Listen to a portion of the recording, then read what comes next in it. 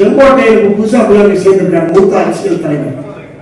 அவர்கிட்ட நிருபர்கள் கேட்கிறாங்க, ஏன்னா இந்த பட்ஜெட்டை பத்தி உங்க கட்சியில் எதுவுமே சொல்லியே, நாங்க இப்பதான் புதுசா கட்சி ஆரம்பிச்சிருக்கோம், அதனால பட்ஜெட்டை பத்தி நான் உடனடியாக சொல்ல முடியாது.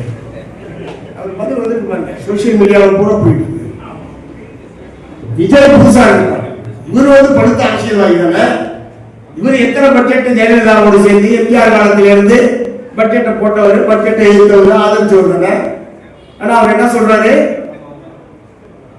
நாங்க இப்பதான் புதுசா ஆரம்பிச்சிருக்கோம்.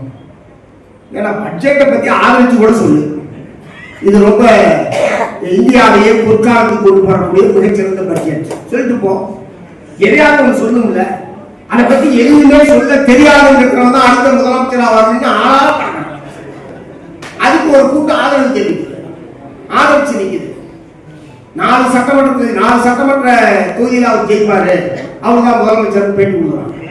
4 சட்டமன்ற தொகுதியில் எப்படி முதலமைச்சராக முடியும்?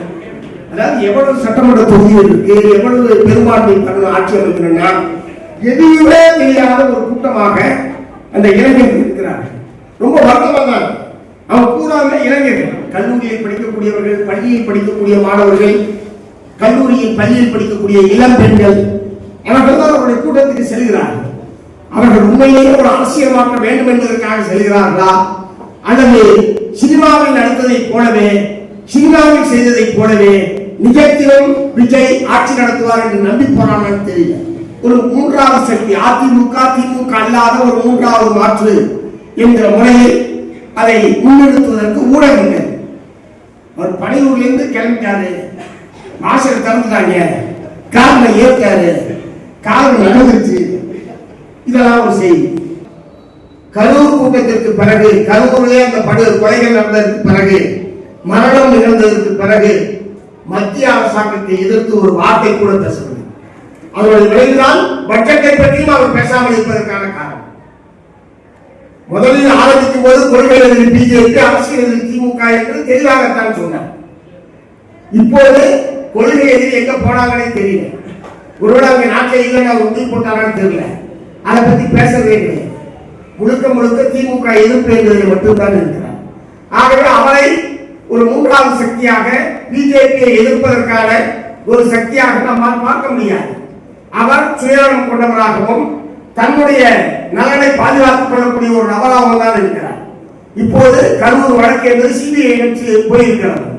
சிபிஐ இவர் சிக்கிக் கொண்டிருக்கிறார். சிபிஐ என்ன குற்றப்பத்திரிகை தாக்கல் பண்ணுவானோ, அதுல நம்முடைய எத்தனாவது குற்றவாளியார் சேர்ப்பானோ என்ற அச்சத்தின் காரணமாகவே மத்திய அரசாங்கத்தை எதிர்த்து எதுவுமே பேசுவதற்கு தயங்கக்கூடிய ஒரு நபராக விஜய் அவர்கள் இருந்து கொண்டிருக்கிறார். அத்தகைய பெருமைமிக்க பாரம்பரியத்தை கொண்ட நம்முடைய கட்சியை மேலும் கம்பீரமாக நடத்தி செல்வதற்கு நம்முடைய தோழர்கள் இன்னும் தீவிரமாக பணியாற்ற வேண்டும். கூடுதலான தொகுதிகளை பெற்று போட்டியிட வேண்டும். கூடுதலான சட்டமன்ற உறுப்பினர்கள் சட்டமன்றத்துக்கு செல்ல வேண்டும் என்பதையும் மாநில குழு கட்டளையாக பிறப்பித்திருக்கிறது. ஆகவே கூடுதலான தொகுதிகளை பெற்று போட்டியிடுவதற்கும், போட்டியிடுகிற அனைத்து இடங்களில் வெற்றி பெறுவதற்குமான எல்லா விதமான முயற்சிகளையும் மாநில குழு மேற்கொள்ளும்.